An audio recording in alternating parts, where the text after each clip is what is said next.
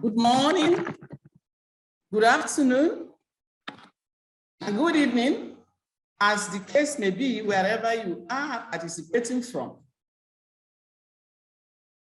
I want to formally welcome all of us to the Alliance for African Partnership Public Dialogue Series, holding today, Wednesday, the 27th of October, 2021.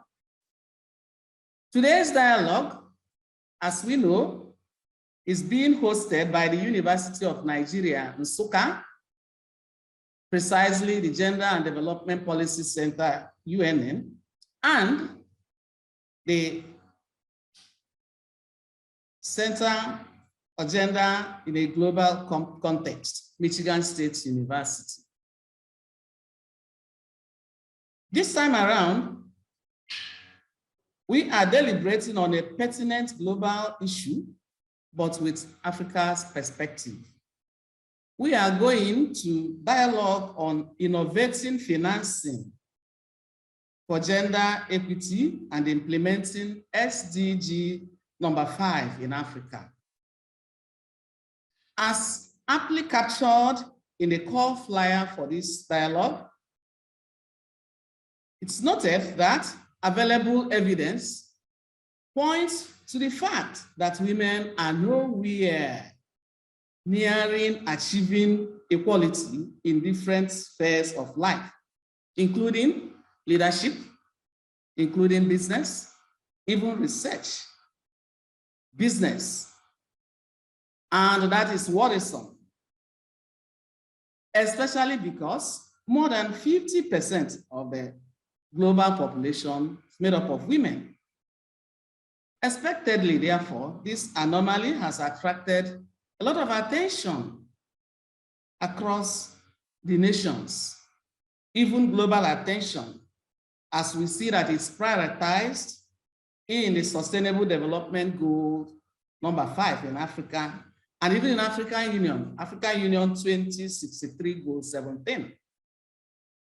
There's a lot of advocacy, a lot of programs, a lot of things on gender and women empowerment.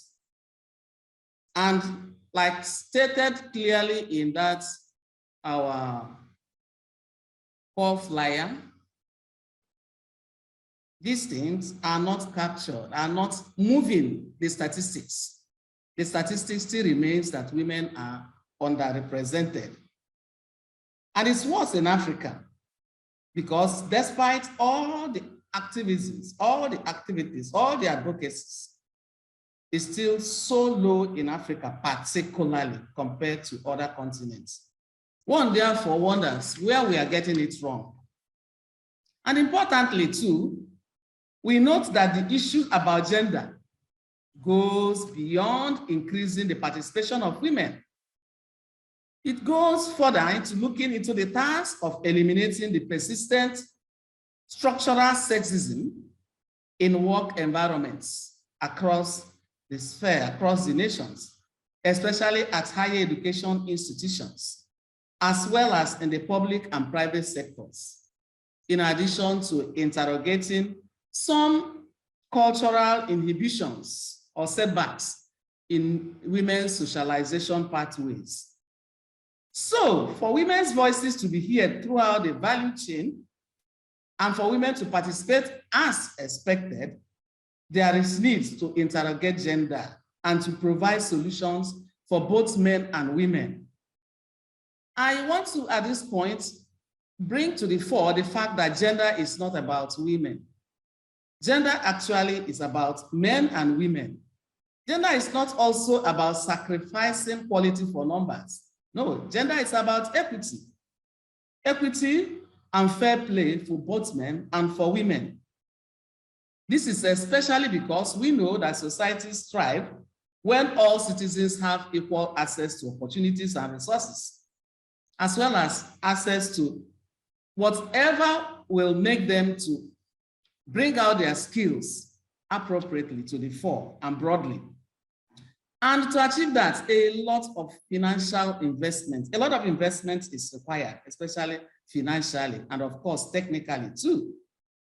So it's pertinent to note that the critical reason adduced for slow action or for slow participation of women or equity in Africa is based most of the time on underinvestment in gender equity and in women's empowerment. Thus, financing gender equity is central to achieving the SDG number 5. And that being the case, policies, laws, programs across the sectors should be aimed at that. And in our gender dialogue series, which we plan to roll out with time, gender equity is key, and equality issues will be handled under different thematic areas.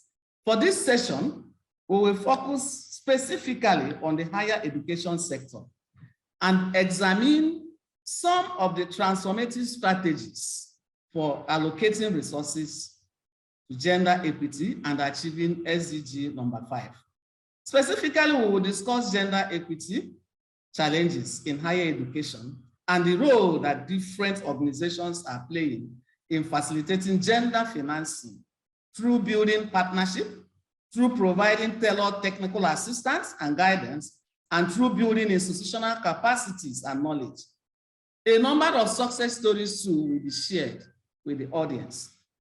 Thus, we have assembled a retinue of experts and practitioners on gender equity, gender justice, gender and higher education management to give us a rider for our engagement today. And having said that, having put up this background, I want to introduce our panelists that will provide a rider for discussion today on this gender dialogue. And the panel is made up of 1, Professor Barnabas Nawangwe. Professor Barnabas is the current Vice Chancellor of Makerere University, Uganda. His bio is posted for us to see. Also, we'll have another panelist, Dr. Ado Strobel, who is the Executive Director, Strategic Partnership at the National Research Foundation in South Africa. His bio will also be posted for us to see. We know that we have assembled seasoned panelists, seasoned members to act as panelists for this our discussion. We also have Ms. Zora Khan, who is United Nations Women's Global Policy Advisor on Governance. Her bio is also there. And I ask Justin to please post these bios for the audience to see and read.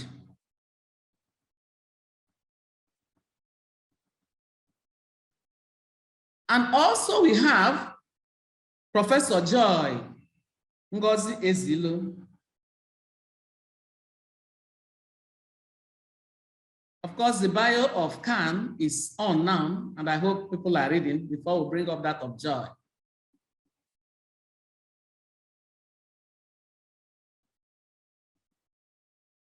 Professor Joy Ngozi Ezilo is a law professor at the University of Nigeria, Nsukka.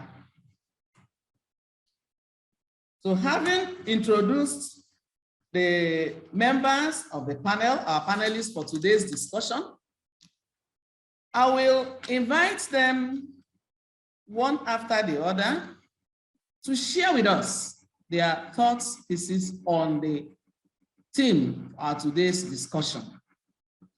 And after that, we expect to have an interactive session, and we want to pay a lot of attention to this interactive session. The dialogue series is meant to interact with a number of people. Here also, we'll build partnership, we share ideas, we ask questions, we get answers, and share success stories that will push the theme of financing gender equity. And having said that, I want to invite Professor Barnabas Nwangoa to share his thought, please. And after that, we go ahead with the rest of the members of the panel. Thank you very much for your attention. Thank you very much, Professor Chike, the chairperson of this very important discussion. I have the pleasure to share our experience at Makerere University as far as the gender mainstreaming and the financing of gender equity is concerned. Justine, could you start the PowerPoint? We can just move on to the next. Yes, Makerere University has had a relatively long experience on this matter. And even before this launching of the gender mainstreaming program, which started in 2000, the university had way back in the early 90s realized that we needed to do something about the historical injustices that kept women out of higher education. And we introduced affirmative action in what was called the 1.5 points.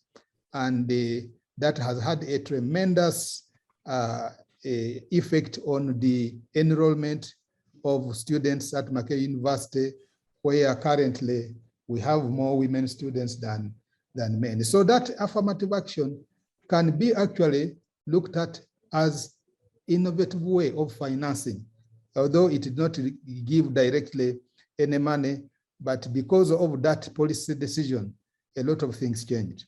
So I have said we already started this gender mainstreaming program, introducing the directorate in 2000, and in order to be able to implement this and make it a core part of our activities at Makerere University.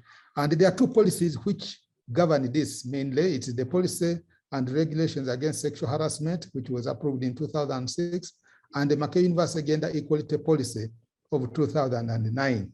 And that was an improvement of the policy that was introduced in 2000 when we started the gender mainstreaming. And these two policies directly address particularly SDG 5, but also SDG 4, because it also leads to attainance of quality in education. Next, please, Justin.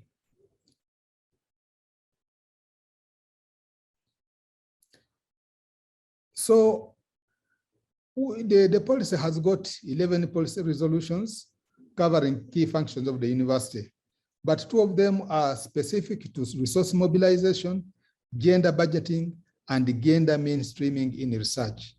So Resolution 9, for example, stipulates that the university shall actively promote resource mobilization and gender budgeting processes as a way of ensuring adequate, sustainable budget allocations.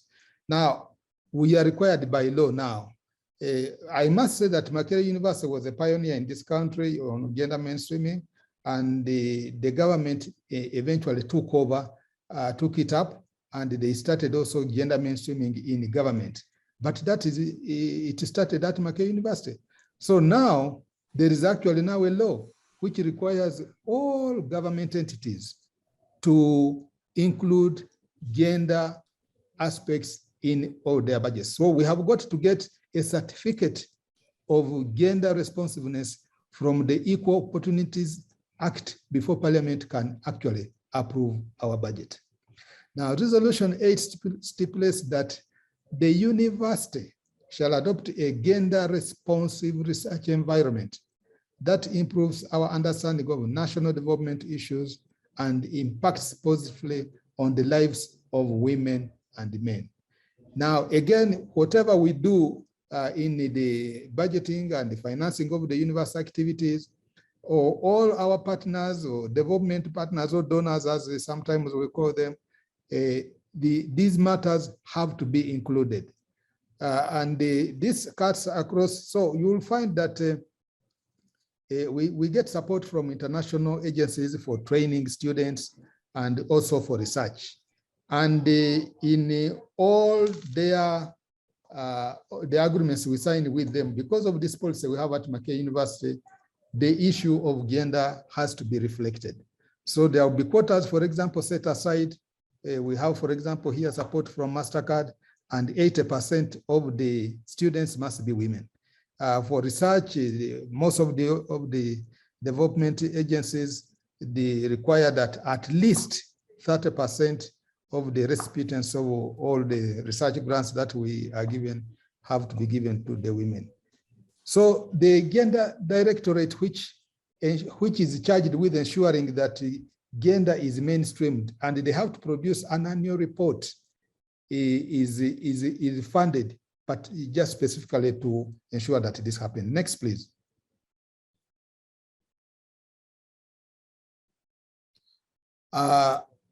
So I have already talked about this is already an issue in government. So we here the government created the Equal Opportunities Act, and we have to abide by that. And we actually did influence these laws. Okay, next.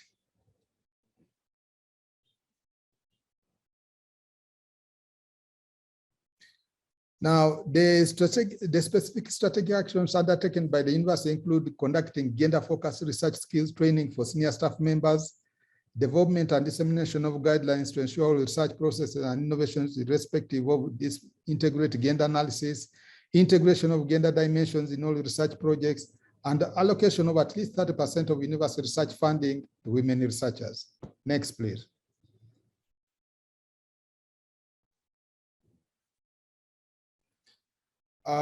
Also training key staff involved in the planning and budgeting is undertaken on an annual basis, and there is an annual audit tracking accountability for resources allocated for gender to ensure that actually those resources were put to the activities for which they were made.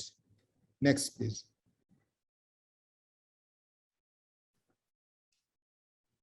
So have there been benefits in all these interventions? Yes, a lot of benefits. For example, the enrollment of women, as I have already said, from the 90s was 20% in the university. At the moment, it stands at 49%. The graduation of women has increased from 19 in the 90s to 51%. Now, we are trying to understand why are there more women graduating than men, yet enrollment shows that men are 1% more, but here the women are actually, more of them are graduating. So we want to understand what is happening. Then the number of women academics has increased from 15% in the 90s to 35% currently. And this number is growing now very, very, very fast. And the number of women leading large research teams has increased from 5 to 15%. And I must say that currently, for example, our School of Public Health brings in the bulk of research in the university. And the leader of that team, which brings in more than, I think, $50 million, is a woman. So she's controlling the largest project in the university. And then the number of women in senior administrative positions has increased from, I think, from almost 0 to 25%. And we are determined that that number has to increase. So there have been a lot of benefits through this innovative, not direct, but innovative financing of gender equity. And I think that ends my presentation, Chair. Thank you. Thank you very much, Professor Wangowa. We really have so much to learn from you and your university. And I guess more of these things will come out during the Q&A session, because Makerere University seems to be very, very gender responsive. And part of what we are doing in our dialogue series is peer learning. So where there is something to learn from a sister university, the other universities would like to learn. And it's also about partnership. It's about collaboration. We want to know a kind of comparison when there were more men in the stage than women. What was the situation? And Can we say really that there's an improvement, a better improvement now, or is it the same thing? These are things I want you to be pondering on while we call on Ado Strobel, the Executive Director for Strategic Partnership, NRF in South Africa, to give us his own presentation or thought piece, as the case may be. Thank you very much. Thank you once more, Professor Barnabas Naungoye, Vice Chancellor, Makerere University in Uganda. Dr. Ado, and you Professor Chike, esteemed guests, thank you for this extraordinary opportunity. It's really my pleasure to participate and really to honor the wonderful panelists that share this discussion this afternoon. I am the Executive Director for Strategic Partnerships at the National Research Foundation, and would really like to acknowledge also my close and senior colleague, Dorothy Ngila, who works with us in the team as Director for the Science Granting Council's initiative.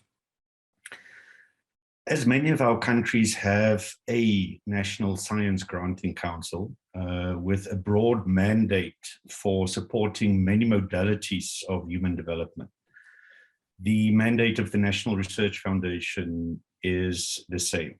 So advancing human and capacity development, national research facilities or research infrastructure, if you will, public awareness and engagement of science, and of course, government advice and supporting a science system.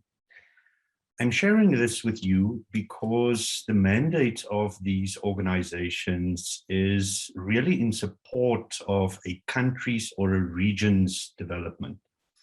And this links very closely to the focus of our discussion today. So if we speak of research for a better society, for instance, the vision of the NRF, that pertains to a holistic approach towards that endeavor. I want to take a bigger step back to speak about the Global Research Council. It is a global virtual organization representative of all the science granting councils that disburses public funding in the world. And from the 2016 Statement of Principles, so this means that a consensus was reached on a specific theme by the almost 70 heads of research councils in the world.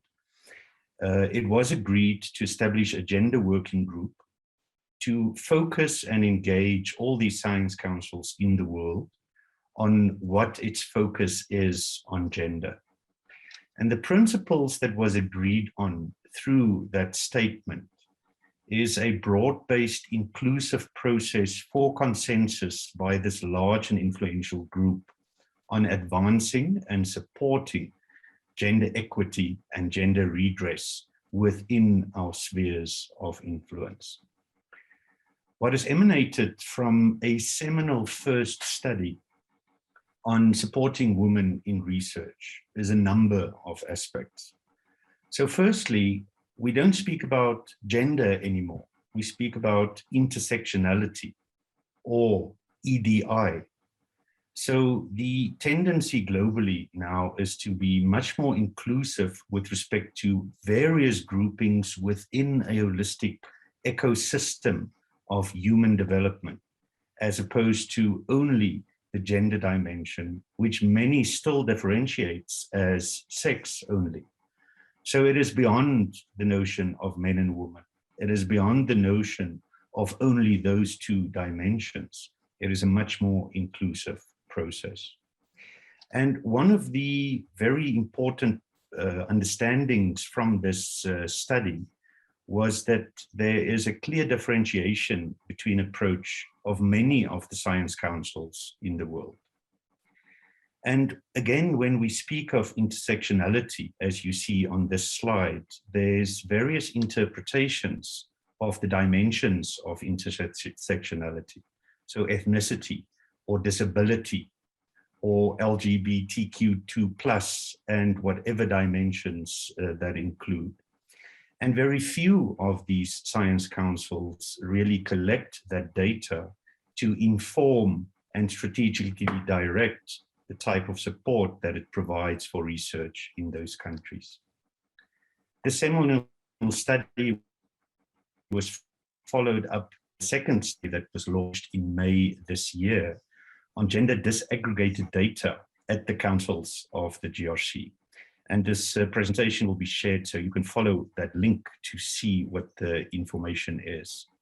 But colleagues, this was really a major step forward in the science funding environment in the world to look at all the dimensions of intersectionality. As a case study for the National Research Foundation, the process of intersectionality was acknowledged since the establishment of this organization in 1998 already in its current format. Prior to that, we had separate councils for natural sciences or social sciences, etc. But the lexicon of intersectionality was never used. It was also ever just referred to as either gender or disability, black or white, etc. We have a huge advantage in this country to speak so directly about many of these terminologies, because we're still trying to redress what the very terrible past is that our country had. So I won't say that past is an advantage, but the advantage is that we are very direct about redress and inclusivity and intersectionality.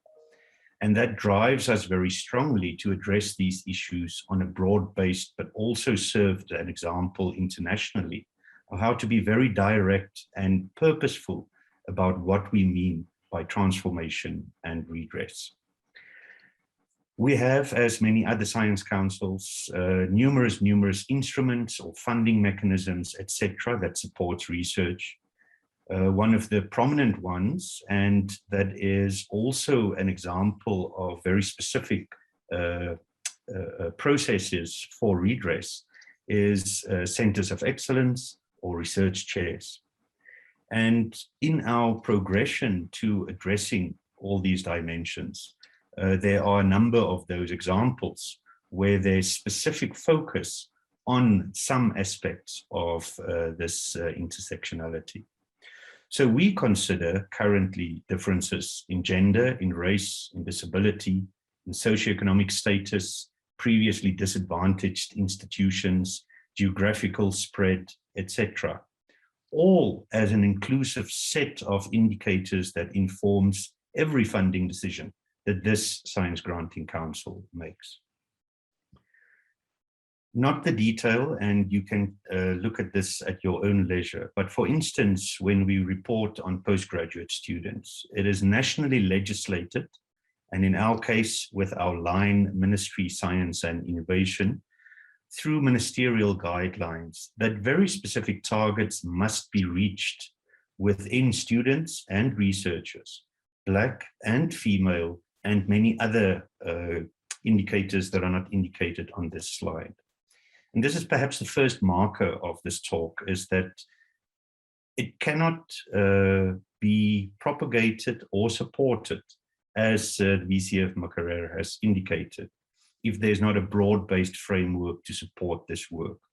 And as you can see from the almost 14,000, 15,000 students that the NRF supports every year, there's a pure transgression improvement in, for instance, gender equity.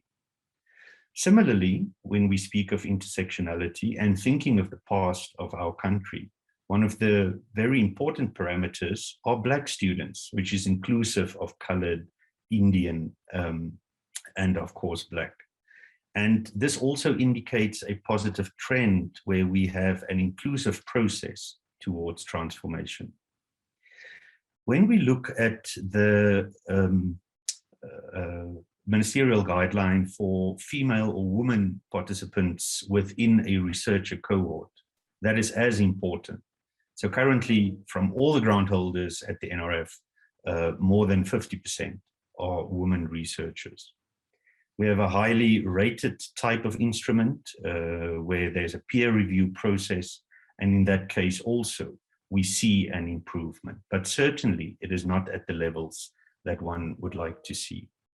One of the very high-end and intensive instruments of the National Research Foundation are called research chairs and centers of excellence. So we currently fund 240 research chairs, both nationally and internationally, for up to 15 years each. So this is a very large investment for research competitiveness. And more than 50% of those chair or center directors are women grant holders. This is one of the components, of course, of intersectionality when we speak of an inclusive process, but it is an important marker. As I conclude, the NRF, as with many other science granting councils on the continent, is part of a very formal process for a number of years already, called the Science Granting Councils Initiative in Sub-Saharan Africa. And this works in 16 countries now, and the longevity of the process will be in excess of 8 years. One of the advantages is that there's a lot of sharing and collaboration, and a prominent study which will be launched in November this year will look at or provide findings of intersectional grant making and human capital development among these 16 science granting councils on the continent. And this is a very large reflection of the importance that councils provide. The second aspect is Gendered Innovations project on a global review of sex, gender, and or diversity analysis in research policies of major public granting agencies. And this includes in excess of 50 agencies in the world as another marker for us to consider. Chairperson, in this last slide, some critical reflections is that really we must understand and appreciate what the context of national imperatives are, and those that identify the strategies for funding agencies to consider the integration of intersectionality. In a country like South Africa, as I've said, it's clearly easier to speak directly about it because we are in a perpetual transformation mode. But we must also use the opportunity to share the practices of what we've learned with others.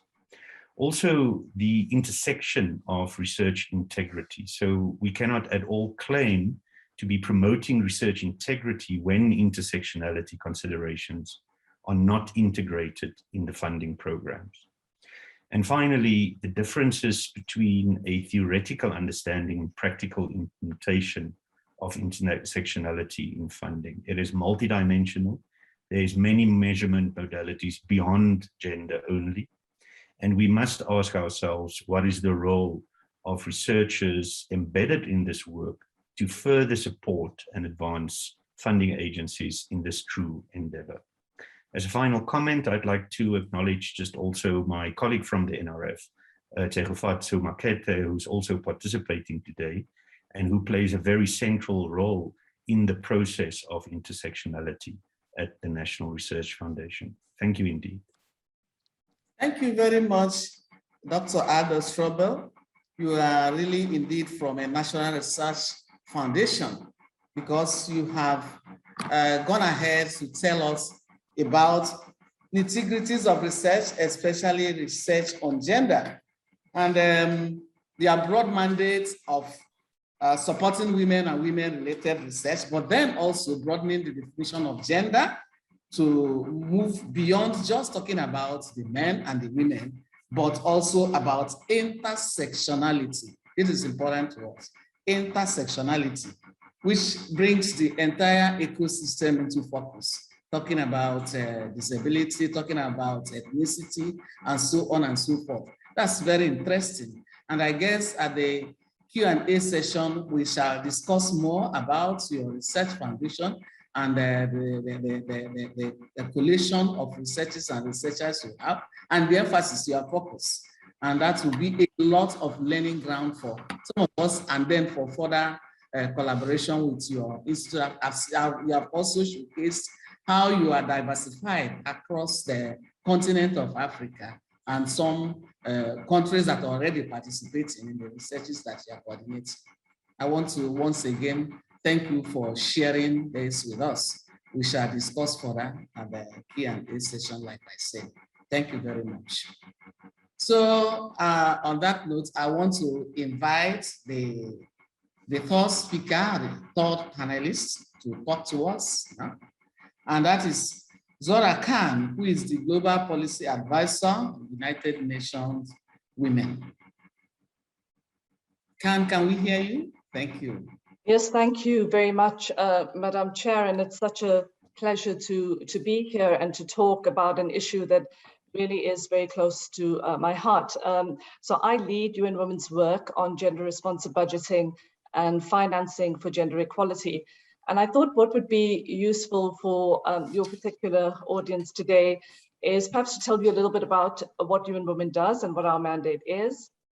And then I'd like to pivot to what are some of the global challenges we're experiencing currently, especially in the context of COVID, around how we can finance the gender equality agenda. And then lastly, how UN Women works with universities, research institutes, and so on to expand our impact and reach. So firstly, what is UN Women? And forgive me for those of you who know us really well, but I'm sure there are a number of participants and people on the call today who don't. So UN Women is the UN entity dedicated to advancing gender equality and the rights of women. We are a global champion for all women and girls, and we were established 10 years ago to accelerate progress on meeting their needs globally. We support UN member states as they set global standards for achieving gender equality. So we work with governments as well as civil society organizations, and that includes research institutes and universities like yourselves, to design laws, policies, programmatic approaches, as well as services needed to ensure that the standards, and in this case, it's the Sustainable Development Goals, are effectively implemented and that they truly benefit women and girls worldwide. We have what's called a triple mandate. We have a mandate that covers the normative, coordination, and operational aspects. Normative refers to building global norms around gender equality and women's empowerment. Coordination refers to the work that we do within the system to ensure that the entire UN system fully mainstreams gender equality throughout their operations. And then, of course, the operational, which looks at the work that we do on the ground. So the programmatic interventions that we undertake in many of the countries where we have offices and presences. In terms of our thematic focus, UN Women works on women's economic empowerment. It's a massive area of work for us, and one that that encompasses all areas of women's empowerment, including entrepreneurship, decent work, the care economy, and so on. We work on issues of governance and political participation. We work on ending violence against women, peace and security, as well as humanitarian action. And within our thematic areas of focus of work, we have a number of systemic outcomes, of which financing is one. We also work on data and statistics, as well as shifting social norms, access to goods and services, and enhancing women's voice and agency. So what does financing for gender equality mean for us at UN Women? Well, for us, it is very much a means of implementation for gender laws and policies. So it's critically important to ensure that any policy or any law is actually implemented in practice and makes a difference to women on the ground. But we've also found that across the world, there is chronic underinvestment in gender equality and women's empowerment. A couple of years ago, we conducted a study looking at 5 countries across the world and costed their national gender equality action plans, which were the plans that actually serve as blueprints for countries as they embark on achieving gender equality. And what we found was that these national action plans were between 60 to 90% underfunded. So they had very, very large funding deficits, and it was just impossible for countries to implement these plans. So whilst the plans were quite visionary in terms of what was written on paper, it was close to impossible to implement any aspect of the plan. But now, with less than a decade until the target of the 2030 agenda, it has become very clear to us all that we have quite a mountain to climb during this decade to deliver on the Sustainable Development Goals. And nowhere is this more true than in the case of SDG 5 to achieve gender equality and empower all women and girls. Last year, we were all dealt a heavy blow with COVID, and COVID has really rolled back progress on gender equality. We conducted research and analysis, and we have found that the socioeconomic impacts of COVID have been very, very severe on women and girls. Just by way of example, as victims of domestic violence locked down with their abusers, violence response services have reported increases in demand of up to 500%. As unpaid caregivers in families and communities, schools and care services have shut down. And as workers in jobs that lack social protection and that are lost at an alarming rate, in 2020, we found 64 million women worldwide dropped out of the labor force altogether. Women have lost jobs at a much faster rate than men because their jobs are often insecure, informal, and they lack basic rights and protection. So as a result, after decades of progress towards gender equality and the empowerment of women and girls, we are finding a significant amount of backsliding. So our research has found that 47 million more women will be pushed into extreme poverty this year alone. So despite these alarming statistics, and despite the massive fiscal stimulus that has gone into the global economy in the region of over 18 trillion, we found that to date, the policy responses have been largely inadequate from a gender perspective. Last year, UN Women and UNDP put together a gender response tracker that looked at how countries were responding to COVID. And we found that only 13% of COVID policies addressed women's economic security, and only 11% supported unpaid care demands that had increased significantly during COVID. So we have a real problem in terms of how governments have been responding, and the importance then of us coming together to provide better solutions to governments and come up with better policy options is really very, very important. But the urgent question then is, how are we going to address both the consequences of COVID as well as the underlying problems that it has revealed? So UN Women has been working with partners in policy, academia, civil society, and the UN system to address these problems through a project that we have developed called the Feminist COVID-19 Recovery Plan.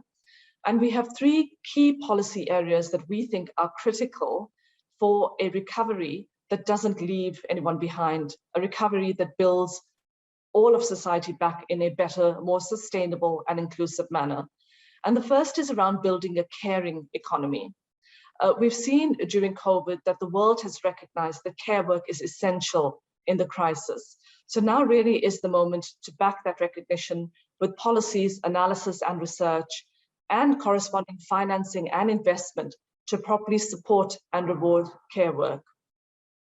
The second area is around generating sustainable livelihoods for all.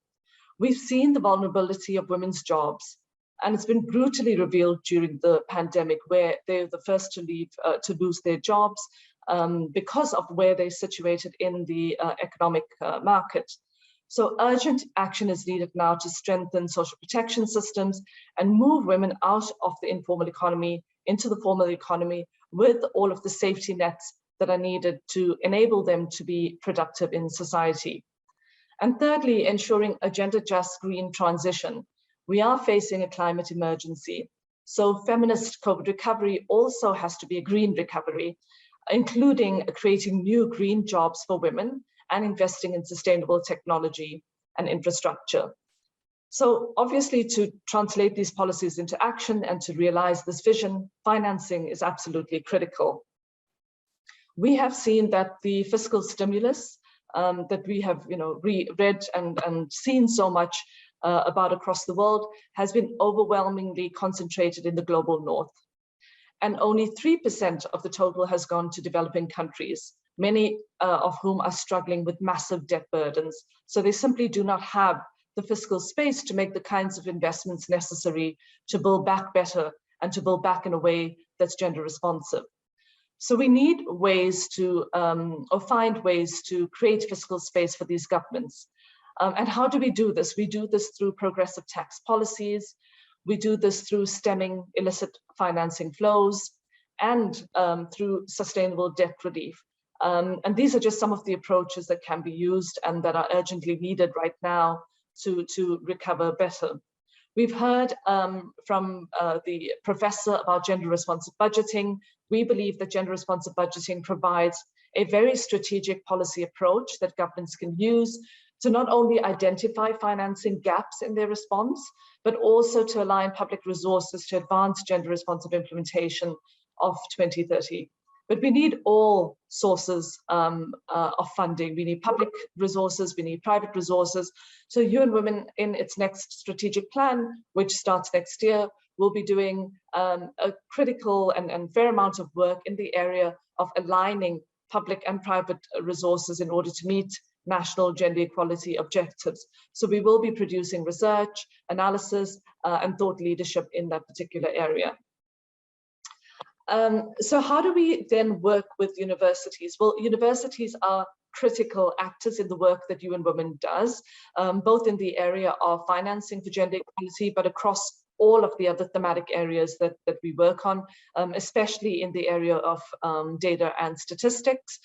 We collaborate and engage actively with universities in the area of violence against women, women's economic empowerment, in peace and security. But I would like to share a few examples of this engagement, specifically in relation to the work that I lead on gender responsive budgeting. So firstly, we have been working with universities across the globe to produce cutting-edge analysis and expert knowledge on financing for gender equality that we then use in forums where there are interagency discussions, so where UN agencies get together and discuss global norm setting and so on, but also in intergovernmental negotiations where states get together and agree on global policy objectives. And we've worked really well with the feminist institutes to make sure that we get feminist economics on the agenda of these discussions, because we believe that the work that feminist economists do around the care economy, around decent work, around social protection is absolutely vital to inform how governments move forward from the pandemic. Additionally, in our role as convener, academic experts are often brought together to discuss and debate critical issues. And with regards to our feminist plan for sustainability and social justice in COVID recovery, we have relied very, very heavily on academic institutions and so on to bring their knowledge, their research, and their analysis to bearing as we develop the plan. So the plan really maps out an ambitious and transformative policy agenda on livelihoods, care, and the environment, as I've just mentioned, all of which are critical to move us forward in terms of recovery, but it also maps out who some of the main actors are that need to be engaged in this process of recovery. And universities, research institutes, and think tanks are a massive part of this. We also work very closely with academics to develop cutting-edge knowledge and methodological work. A lot of the indicators, the SDG indicators that you will see now that form part of the SDG monitoring framework were actually developed with academics and with universities. In particular, the indicator that I lead at UN Women, which is the indicator on gender budgeting, which falls under Goal 5, has benefited from extensive support and advice from people like Professor Diane Elson, who really pioneered gender responsive budgeting work globally. So she helped us in shaping this particular indicator. And now we have global data in over 100 countries. So that gives us a really good starting point to actually look across the world how countries are faring on public finance management from a gender equality perspective. We also draw on academics to give us very specialized expertise. So more recently, we worked with professors from Canada to help us think through what a progressive tax system might look like and what it would entail. And we then produced a paper and a policy brief that you could find in on our website. And then finally, we also work very closely with academics in the South, in the Global South, especially with regard to our work on gender responsive budgeting. In Mozambique, we actually have a Center of Excellence. We work with the Center of Gender Studies and Coordination at UEM, and that has been incredibly important to provide a basis for other countries in Southern Africa to learn about gender responsive budgeting from Mozambique. Similarly, in other countries, in Morocco, we have a Center of Excellence, as well as in Russia, the Russian Federation. Finally, we provide information on and training on gender budgeting, and here we rely heavily on academic institutions and researchers to support us in really pushing out that training, because they have the teaching tools and so on to help us advance this work. And in addition to that, we've also been very instrumental in going into academic institutions, universities, and teaching institutions to provide our own perspective on gender budgeting and to really build the next cadre of gender budgeting experts, because we think that is incredibly important to make sure that we are really building capacity and skills of the next generation of academic, researcher, policymaker, and so on, who will carry this work forward. So I thank you very much, and I will stop there. And thank you so much for a very interesting presentation so far. Thank you. Thank you very much, Khan. Good really listening to you, a lot to learn from you. And it's good to know that you are talking to the collaborators, partners of Alliance for African Partnership, which is a consortium of universities in the far south, and then Michigan State University, even research institutions. And it's important to underscore the fact that what your organization, UN Women, and the role you are playing there is so relevant to the theme of this discussion, because you have gone ahead to x-ray the issue of underinvestment in gender equity. And you have linked our team, more importantly, to the COVID-19 pandemic, and somehow giving even empirical evidence on the issue of underfunding, underinvestment of gender equity. And that has led to 64 million women globally drop out of jobs and so on. And you know what that means and what that means for the entire globe. 13% of COVID policy, only 13% of COVID policy addressing gender equality. And then the key policy areas that you are relying on building a caring economy, very important. Also generating sustainable livelihood for all, for everybody, and gender just green recovery.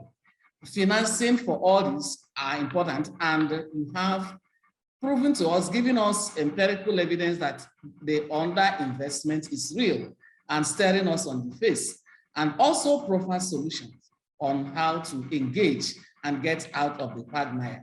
So I guess that working with you, collaborating with your organizations, a number of the participants will be ready really to interrogate further and to get closer to what you are doing and get specific information to latch on going further. So I thank you for what you have put on the table for us today. Very, very, very exciting, and we will move further from there. Thank you so much. Thank you. So on that note, I want to invite our the next panelists, and then the last before we go on to the discussion, because like I said earlier, we are going to spend some time on discussion, and I encourage all the attendees to please pay attention to the Q&A session. Put your questions there. We will pick them one after the other and discuss, address them. And if possible, please write who you want to answer the question, or if you want it to be general, fine. But if you want your question to be addressed by a particular panelist, please write the name of the person you want to address your question so that we will be appropriately engaged in this discussion. So I now want to invite Professor Joy Ezilo, a professor of law at the University of Nigeria, Nsukka. Prof, you have the floor. Thank you for okay. Thank you. I think my video was stopped by from your end. Can they put it on? Thank you. Justin, please take note. Yeah, I think it's working now. No. Yeah, thank you so much. I mean, it's good sometimes to speak last. I've listened carefully, so I'll try not to repeat what have been said, or I would say I concur with all that have been said. My presentation will, within the broad theme of the discussion, innovating finance for financing for gender equity and implementing sustainable development goals, I will just try to focus on bridging the gender gap through innovative funding in Africa. Am I the one controlling this slide? Otherwise, just next slide. Yes, so we all know about the SDG and its target. And then broadly, SDG number 5, it speaks to empowerment of all women and girls. And the emphasis is in all women and girls. Inclusion, inclusivity, leaving no one behind. And if we are looking at that, and then the target around issues of elimination of discrimination, ending violence against women, the proportional representation, education, and having equal opportunities. So when you're talking of equity, of course, we are confronted often with inequities versus inequalities. Why does gender gap, looking at gender gap, why does gender gap persist in Africa? And within the educational system that we are talking about, even though the focus is on tertiary education, but we've all gone far beyond that, also realizing that the issues are interrelated and sometimes indivisible. The cost and consequences of inequality has been painted by Khan from UN Women. So I wouldn't spend any further time on that, but to say, to ask the question, when does it matter? When are we going to take notice? In this COVID-19 era, and then even in a post-COVID world, we've seen how mutually vulnerable people are. And for us in Africa, luckily that all the predictions haven't happened in terms of the quantum, but of course, the economic recession that is following is something everyone is faced with. And with regard to that declining budget, just the other day they were debating budget in Nigeria and how to make up for the deficit. And a lot of borrowing now also means that education gets less than, and then defense with all the insurgency and insecurities around the world is getting the bulk of the budget. And within this, definitely people are being left behind, and women and girls within the gender dimension. So investing in women and girls towards equitable opportunities in tertiary education and beyond is imperative, and it must be done if we are going to have Africa that is sustainable development, especially sustainable human development. Next slide. So I think what we should be asking, because we should be focused on solution, is what action, what works, who will give it to us, where will the money come from? Because the impact of COVID on education, and especially the widening gap, think of the ICT, even at the peak of COVID, the haves and the have not, the rich were able to continue their education, whereas the better part of the world couldn't. And it persists. And within that, there is digital divide, and it's double digits, with regard to if you're looking at urban, rural area, or male, female, etc. So I think we need to focus a bit on the African population, for example. Africa estimated population of 1.4 billion people is about 1.38 something. So we approximate to 1.4 billion people, of which that constitutes 16% of total world population. And we know where Africa is economic-wise, and then where it is in terms of development. And then in terms of gender ratio, is 50-50. And within that also, we know that women are laggard, and in terms of all development indicators or gender indices, including, we can look at World Economic Forum and what they've come up with in the 34 countries assessed in the 2020 World Economic Forum. You see how they are falling behind and way behind despite the SDGs. Especially in SDG 17, that continue to emphasize on partnership, partnership cooperation, that is imperative for sustainable development. Next slide. So, so quickly on recommendation, I will just throw it out there, being mindful that I rather give space for people to discuss and ask for that question, is that I think what we need, where we are now, we need to be more strategic, and it calls for a joint action. No one country can act alone. It transcends boundaries, and we have to have African ministers of education, finance, national planning and budget initiative come together to do that strategic planning, strategic policy and budgeting that will be able to impact on education, and especially looking at the gender, the aim or the goal, which is to bridge the gender gap. Here again, we have to think of whether any role for NEPAD, which is the new Partnership for Africa's Development. What is the role of African Union here? Gender budgeting, a lot has been done, but the problem is that in terms of actual implementation or even tracking or tracing a budget to solving the problem, then there is a big gap. There is always mismatch from the policies or the problems identified with the actual budget that is supposed to deal with that. For example, if you say it's girls enrollment or safe school issue or women falling pregnant, and then because of that, leaving school or retention of girls in tertiary institutions, because there have been increased enrollment in primary and secondary, but in tertiary, of course, also, yes, there have been increased, but again, they are falling behind.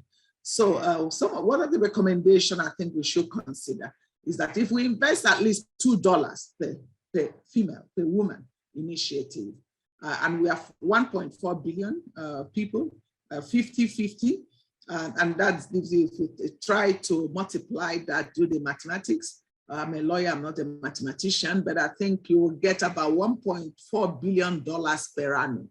If $1.4 billion per annum is channeled to innovative financing in tertiary education in Africa, it will definitely bridge the gender gap and definitely result in human development that is inclusive. And this is where we have to demand, as a developing continent, from developed or from the global north, and then from the Bretton Woods institution, IMF, World Bank, that they do the needful, and that they give meaning to aid effectiveness, and that they give meaning to Sustainable Development Goal 17, which is very, very important because it is international cooperative, public-private partnership, and the haves helping the have-not will also bridge the global inequality.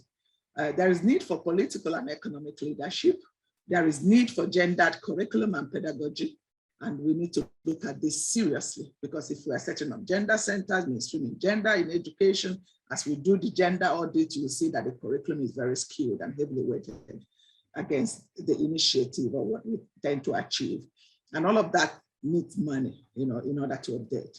Gender mainstreaming and especially relevant gender policies and safeguards. I'm glad that Makerere and some other universities, of course, now have sexual harassment policies, have other policies that will improve safe schools, safe cities, because these are imperative, especially in the time we live in with regard to increasing gender-based violence or sexual and gender-based violence, which even within the this COVID pandemic, we saw the spike, and we call it an epidemic within the pandemic.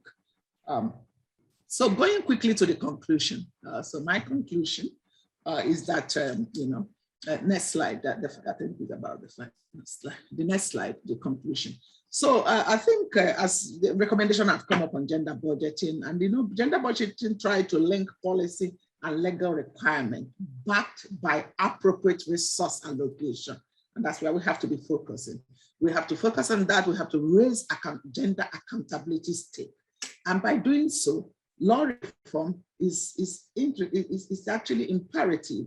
And that will need kind of lead to improved access, opportunities, and needed resources for tertiary education. And then again, to also fund the gender equality agenda or objectives that is intended to kind of address the structural impediment or the root causes of those imbalances or gender disparity or discrimination that we are talking about. So I think African leaders and those interested actors need to put their money where their mouth is. It's not like saying one thing and doing the other. Appropriate steps and adequate funding, gender equity. Otherwise, it will just be remain a lofty ideals, and it may rhetoric, and the realization of which will remain a mirage.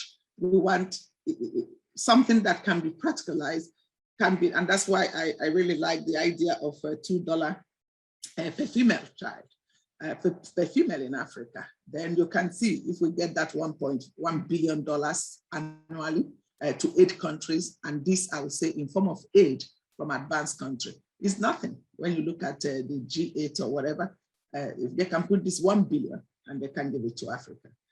It makes economic and development sense to invest in education for the advancement of girls, leaving no one behind. Sustainable livelihood and development in Africa is hinged on that, and it's hinged on tertiary education, on STEM, which is science, technology, education, and mathematics is very important.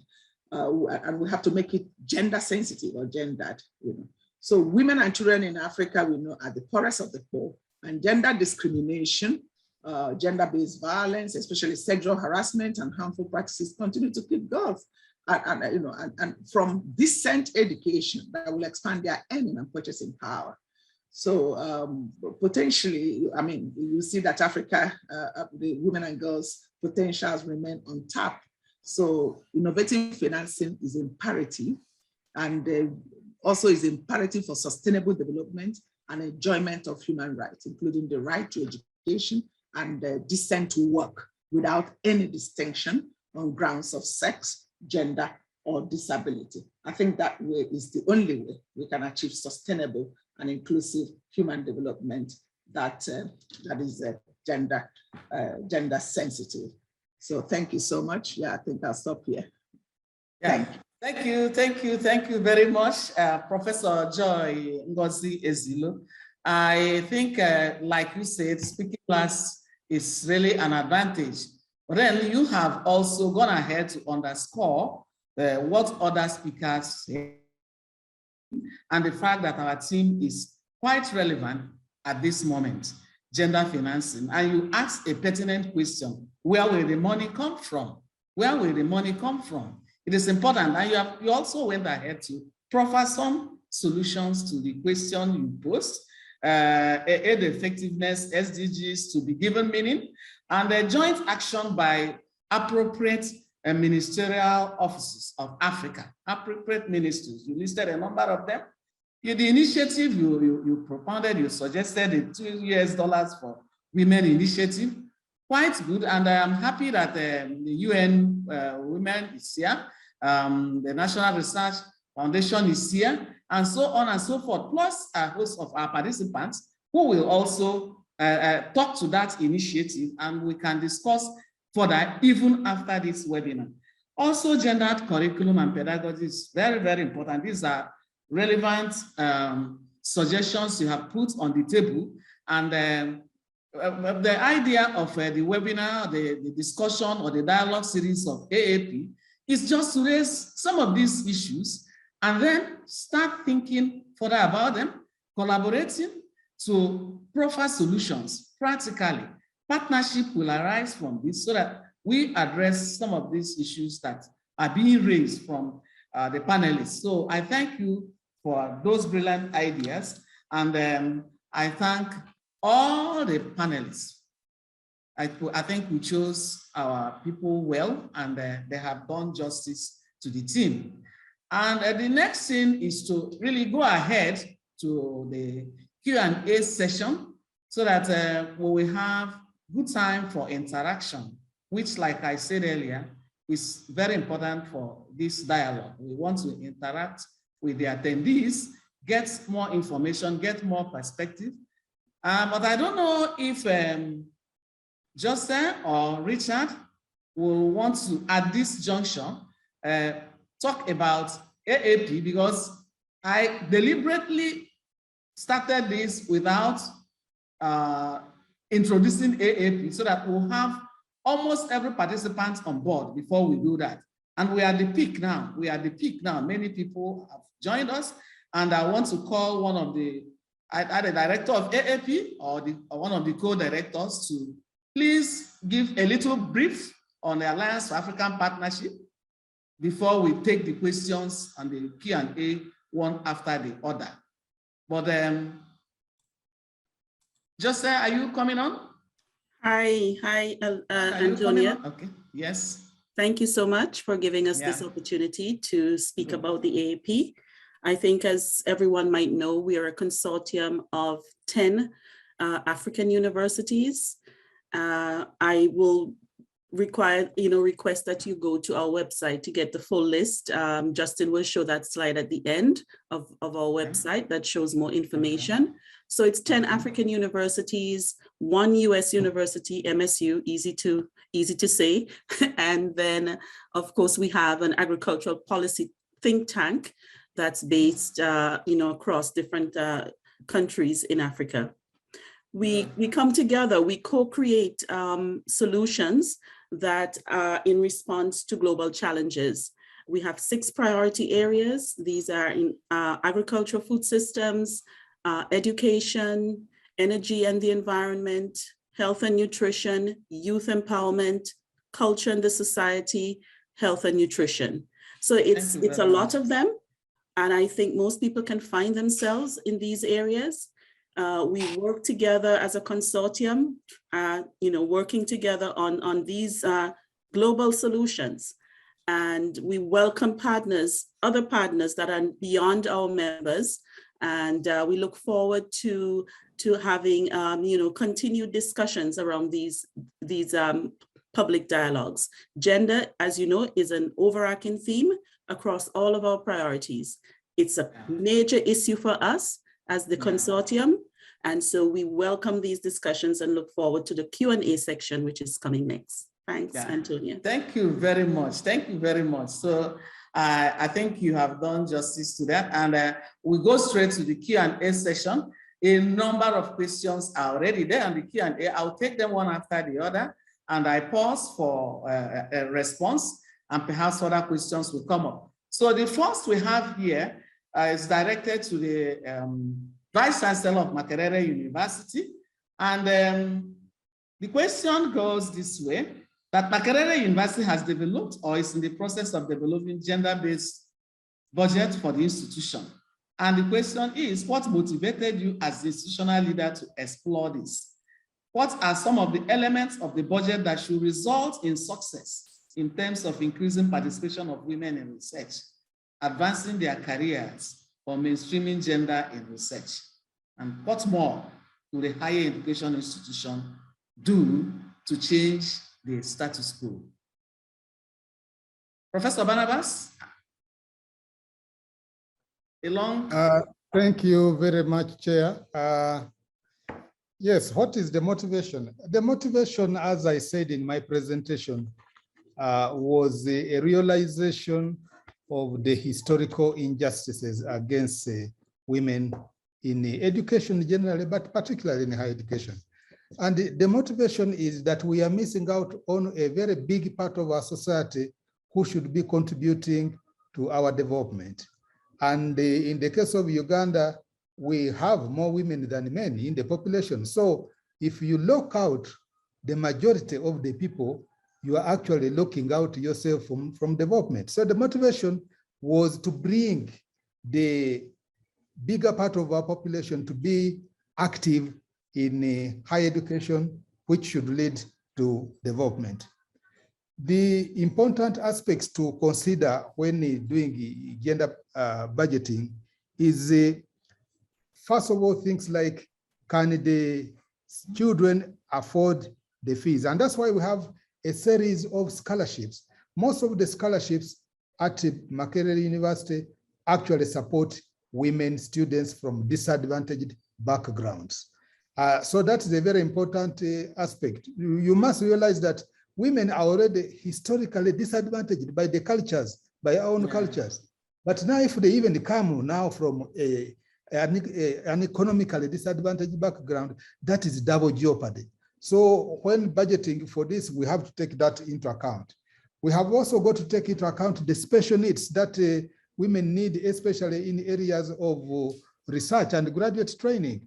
So we do not treat the graduate students and the researchers the way we normally treat anybody. We take into special consideration. So we have to take into consideration their special issues. So sometimes we have to allow them to take a little bit longer because of the issues they must handle due to their nature and issues like that.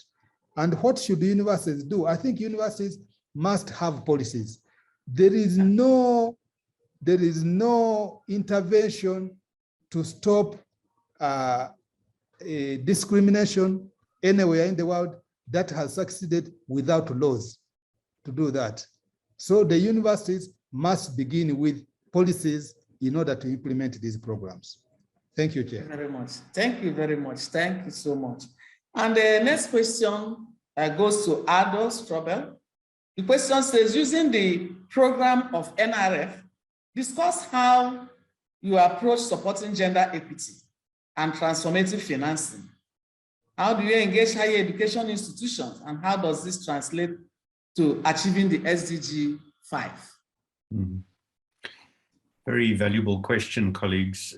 So firstly, the research is being done by people at universities or other science councils or museums. So this ecosystem is from a base of human resources that is not working at the NRF. We fund these people.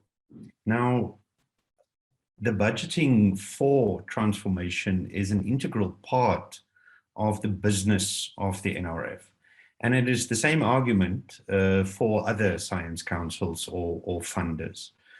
So, as many of the excellent speakers have said, we do not attempt to budget specifically for transformative actions, because it is an integral part of the budgeting process of our system anyway. There are a lot of ring fencing, there's dedicated funds for specific aspects, etc. But we have the liberty to determine numbers or focus both in the call process, in the selection, in the awarding, to address all the dimensions of intersectionality, and very specifically for gender. I saw Professor Mkandawire's comment in the question section, and it is a valid comment, but the notion of inclusivity is really important to consider. It cannot be only gender, although it is a very, very important aspect of an inclusive and transformative approach. But we've been very clear that all dimensions of diversity must be addressed, and of course, gender is specifically one of them. Perhaps just as a last comment, and Professor Nawanga's university is really leading many of the research-intensive universities and others on the continent with respect to gender transformation. But I must be frank that many of the universities do not take this seriously enough. And one sees that impact within a national framework where a national funder like NRF, tries to contribute towards a transformative environment within a country, but the directness or ability of many of the institutions is not at the level that it is expected to be at, and the seriousness with how it is engaged is not there. This is all of us a challenge. It is not only for a funder or a university or institutions. It is a common challenge that we have that we must address in a common way. Thank you very much. It is really a common challenge, and we are in it together. We have to address that challenge together comprehensively. Thank you so much. Then for Khan, you are asked to share UN Women's work on gender responsive budgeting and financing and achieving SDG number 5. And the question is, how could higher education institutions be engaged? I think you were quite elaborate in that, on that, but perhaps just one sentence to appease the question on that. Sure. Higher education institution. Yeah, I think about a third of the presentation dealt with how we engage with the higher education institutions. So I won't go to that, but just to say something that we've learned about gender responsive budgeting is that, whilst it's very effective and very useful as a strategy for change, that, governments and even universities, if they're using gender budgeting, have to create the resources required for the actions that they want to take. And in the case of governments, for the policies that they want to implement. And what we find in a lot of our work on gender budgeting, especially with governments, is that they adopt the laws and policies and the, financing budget laws are gender responsive. They put in place budget call circulars and so on and so forth. And they think they've done gender budgeting just because they've adopted these. But that's not what gender budgeting is about. It is about freeing up resources in the budget to direct them towards programmatic approaches that will then advance your national gender equality goals. So it's not just about having a law or a policy on gender budgets and feeling like you've reached some kind of nirvana on gender budgeting. It's much more than that. It requires political will, and it really does require technical capacity and expertise within governments and universities. But I think Joy raised a fantastic question that we haven't quite tackled, and it really is around, where does the money come from? And in this COVID context, we've seen trillions really go into the global economy to prop up the economy and to make sure that some countries, not all, can get back to normal, whatever that normal is. And it seems that in looking at even how countries have been accessing vaccines and how unequal the rollout of the vaccine program is globally, even though there is money within the global vaccine facility and so on, I think there are many questions that we need to be asking on the continent as to how we're engaging, what kind of financial system has been set up globally, how are the IFIs playing their role in ensuring the countries have the capacity to spend, the capacity to raise the resources. When the COVID pandemic hit, the IMF immediately said, spend as much as you can. But because there's been such a chronic underinvestment for years and years and years in health systems, in education systems, and so on, our systems have actually failed us. So I think that maybe not for this conversation, but for another conversation, we really need to go back to Joy's question to look at how we can actually create the resources needed for a recovery that's inclusive and gender responsive. Gender budgeting is one approach to do that, but it's by no means the only approach. I think the problem is much bigger. Thank you. So that you are really paving the way for another discussion on this gender dialogue, because it's not just free the money or have the policy or have the gender budget. It's all about addressing the system.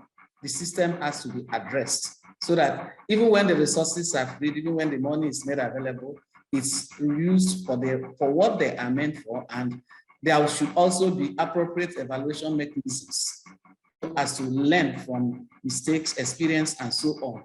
So, well, like you said, it's beyond this, and we'll talk about that later. So, Joy, I think we know that you are coming from a higher education institution, and you have been asked to discuss some gender inequities that still persist at higher education institutions, and the role that gender-based financing can play in eliminating some of these barriers, as you will identify.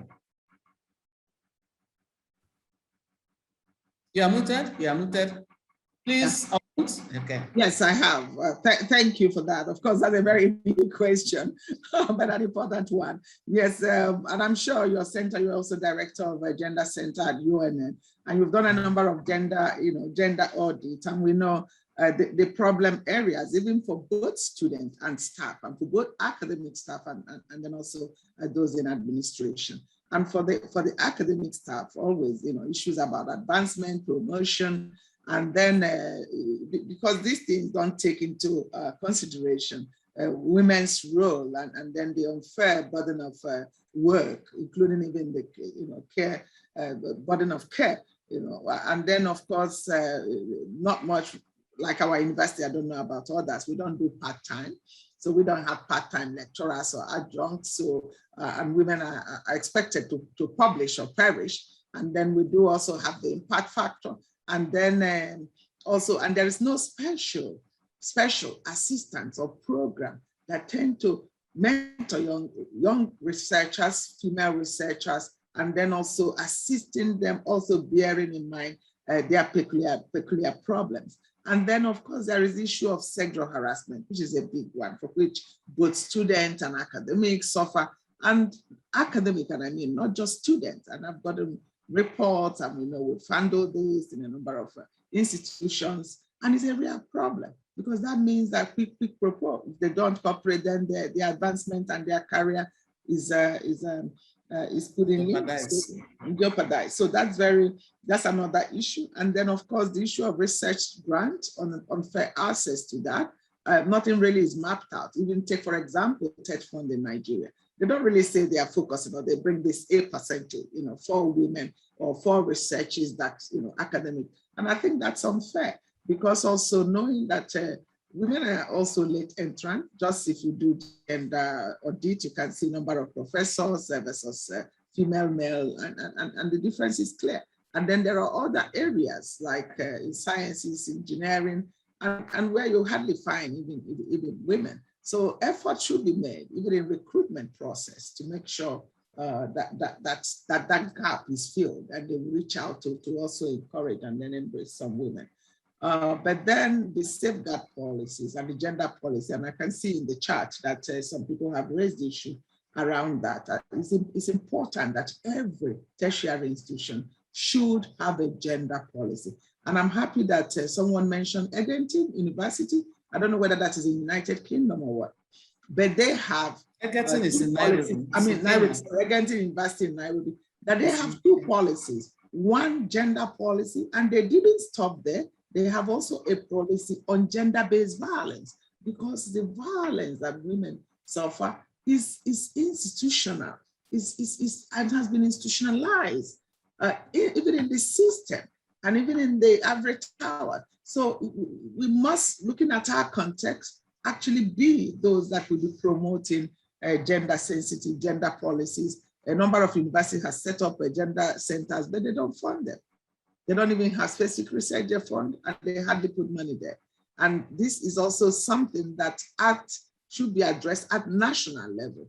That budget should be mapped out for also looking at some of these issues that we mentioned in order to bridge or to address the gender accountability dimension, to bridge the gender gap and discrimination that women face.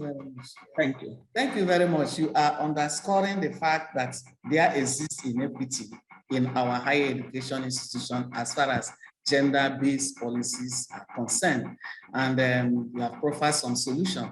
And I believe many of the attendees here, if not most of them, are from academic institutions and even leaders of these institutions. A lot of lessons to learn from what we are discussing now. Then the next question is, highly qualified women have a ceiling restricting them in participating in the highest paid position in the economy. even though women are more highly qualified than men overall.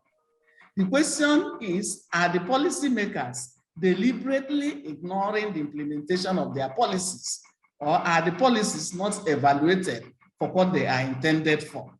And I think anybody can jump in. Madam, because I wanted to say something, just a second. Madam Moderator, yes. Professor, I think the statistics speaks for itself. Just think about the number of vice chancellors. How many are women? We have less than 10% of women vice chancellor, leadership of tertiary institution.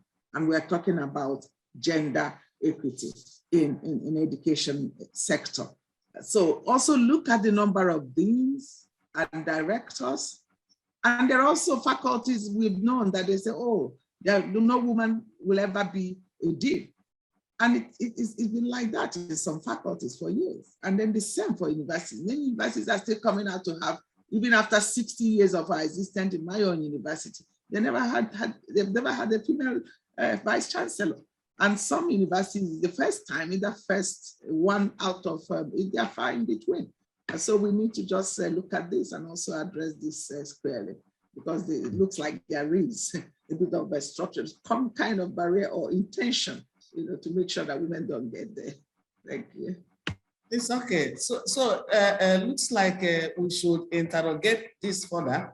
Does it mean that they are not qualified, or they are qualified, they are not applying, or they are applying and they are being discriminated against? So that's what we will look at perhaps in the next dialogue, because the statistics, like you said, is obvious and it's there. And I don't know if any other person wants to move to the next one. Okay. Okay. Can I just add quickly, Madam Chair, because if you look at government portfolios as well, globally across the world, we have about 13 finance ministers that are women.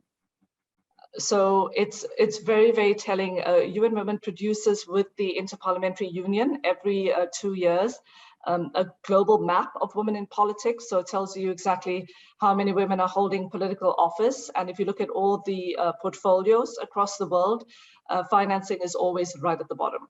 So it's a very clear message around how it's perceived that who should be handling the persons in a country. And also with regard to COVID, because sorry, in the UN system, we all quite obsessed with COVID recovery.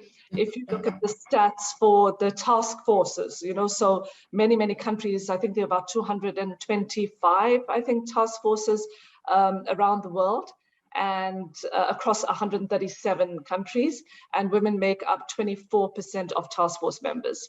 So even though COVID has had a disproportionate impact on women and their livelihoods, they only make up a small fraction of those that are crafting a response to COVID. And I think that also is very telling, and that's also systemic discrimination.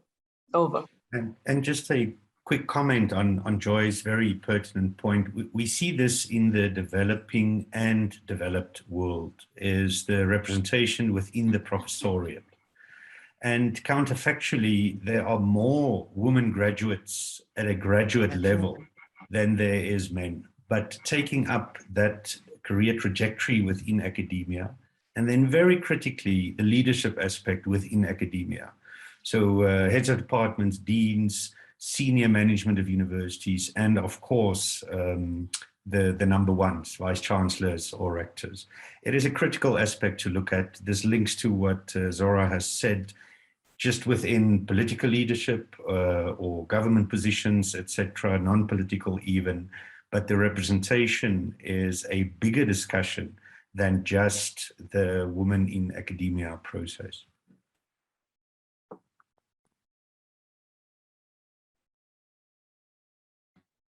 Thank you very much. Any other contribution to that? Hi, Justin. Hi, Justin. Oh, I see. Sorry, I see. I was muted. Let's see the Google Drive again. The questions, post them. Post the questions there again. I believe we're actually out of time for the Q&A. I think we need to move on to our closing remarks. Okay. Okay, is that why you cleared the question? Because there are more questions there, and from every indication, I think you are moderating from your end and indirectly telling me that we should move on to the next item on the agenda, which is the closing remarks. But then I don't know, there are a lot of questions posed that we have not really answered that the panelists are here to address. I want us to put them in the chat so that if it's possible, AAP can collect these questions and possibly get answers from the panelists so that the attendees will have the option of getting them and the record that will be shared after this dialogue. Is that okay? Is that doable? Since we are running short of time, but I need to get a promise from you. Yes, Antonio, we will do that. It's doable. Thank you. Okay, very good, very good.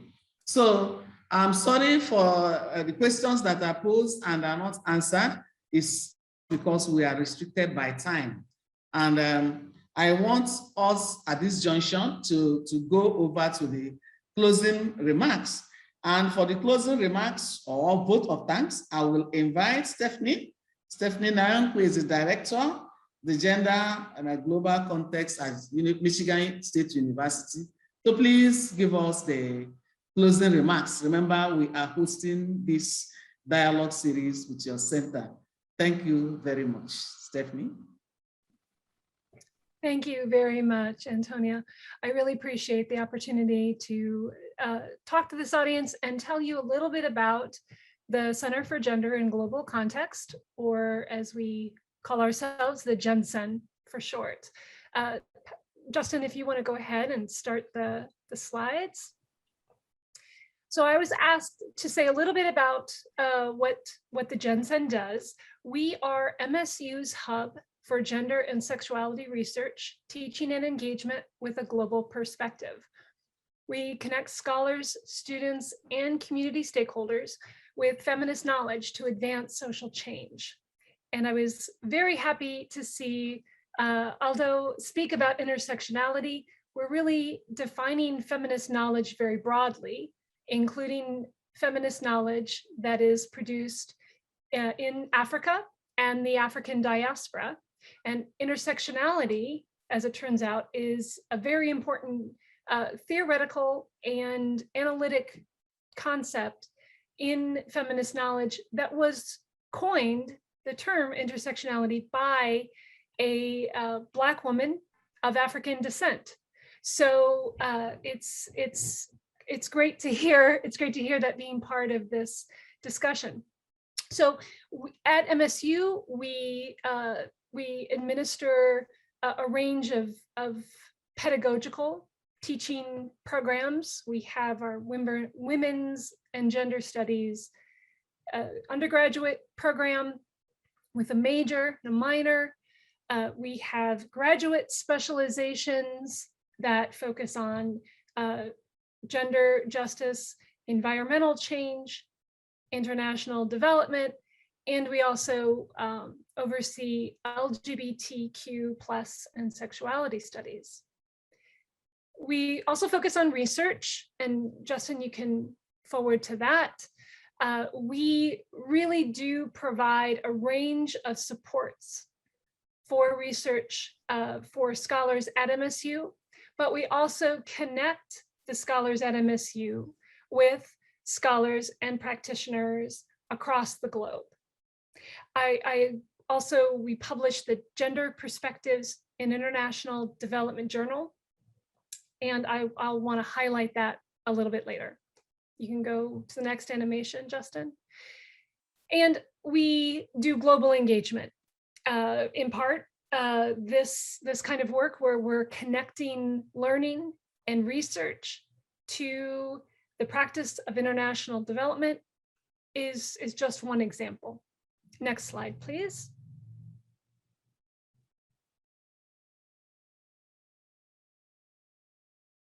So the research support that we provide helps our affiliated faculty and staff on campus connect to funding opportunities, to collaboration opportunities. And I want to highlight two things in particular: our strategic partnership grant program that provides funding for MSU scholars to build sustained relationships with scholars and practitioners at institutions outside of the United States. And it's really about building, it's a relationship building funding program. So MSU people that are on this call right now should, if they're interested, should contact us about that. And then the Gendered Perspectives on International Development Journal, which is a new journal that had its first issue come out this year. It had previously been our working paper series, and one of the oldest working paper series that I know in the globe that focuses on gender and international development. We transformed that into a journal this year. And Justin, if you want to go to the next animation, this link, you can go to that link and it will give you submission information. So we are accepting new papers, and we really encourage people that are on this call to think about submitting your work to that journal. It has very broad readership. As a working paper series, it got a lot of citations, and I think now that we've promoted it to a journal, status of a journal, it's going to get your work very broadly distributed. Next slide, please. So the grant support that we provide includes both pre-award support and post-award support. Again, we focus that support on MSU scholars, but we really encourage our scholars to connect with scholars overseas. And of course, the Alliance for African Partnership has been an important MSU partner to the GenCen. We have very close relationships with the co-directors there, and we are always looking for ways to connect. Justin, you can just kind of click through some of this animation. We've had a very high success rate for getting proposals out the door, providing, in particular, the gender support for a range of different projects. And as all the panelists have made very, very clear, you have to have a gender equity component in your work if you're doing international development. And of course, I would argue any kind of project you're doing really has to have a gender equity component to it.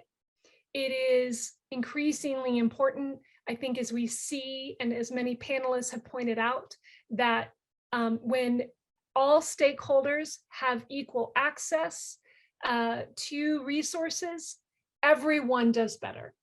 And so we try to be a key player in that.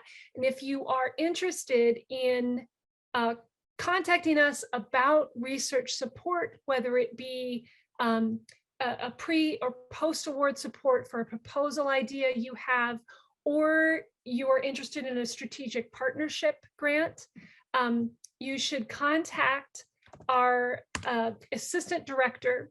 I just put her name and email address in the chat. Her name is Dr. Rajalakshmi Nadadar Kannan. And Rajalakshmi is a new addition to the GenCen. She just came to us this August. And you can email her, and she will connect you with, if you're MSU person, she can help you identify people who have similar interests to you. If you are a stakeholder outside of MSU, she can connect you to MSU scholars. We really just try to be that conduit of connectivity, because again, when we do that around issues of gender equity, everyone does better. And I think the next slide just has some of our contact information. So I thank you all. Thank you for allowing me to close out this really amazing panel. It's been a delight. Thank you very much. Thank you, Stephanie. Thank you to our panelists. Thank you to the researchers that have participated in this dialogue. Thank you to AAP for the opportunity of this platform to dialogue on an issue that is so pertinent to us, so important to all of us stakeholders on gender. I want to say that this is the beginning of the gender dialogue. And when we call you again, please don't hesitate to be part of it. So on this note, I call for any closing remarks and closure of the session. Thank you so much for having me as a moderator. Thank you. Thank you. Thank you indeed, everyone. Delightful. Thank you. So, thank you. Bye, everybody. Thank you. Bye, everybody. Everyone. Thanks Bye. a lot. Yeah. Thank you. Bye. Yeah. Bye. Thank you.